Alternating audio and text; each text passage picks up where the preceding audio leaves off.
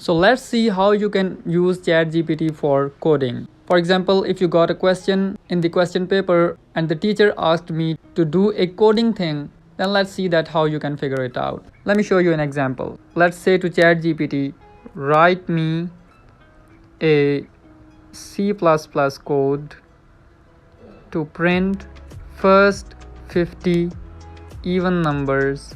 Write me a C++ code to print first 50 even numbers, and we can specify the specific things which the teacher have asked us to do. For example, don't use functions. Okay, and after that, let's hit the enter button and let's see the magic.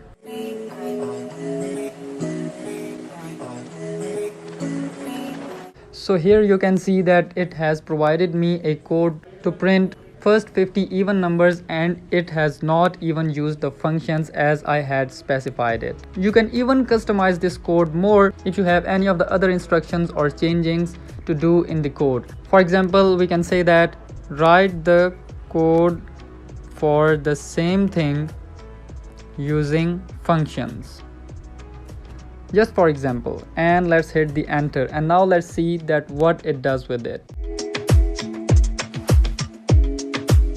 And here you can see it has created a function as per our requirements. And now let's see another more complex example of it.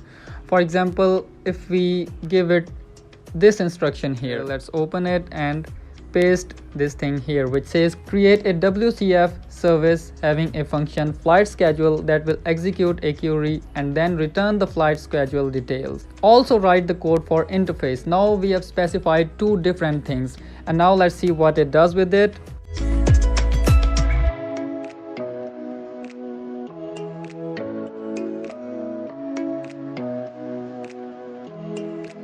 This is a lengthy code, and it is also mentioning the details of what it is writing.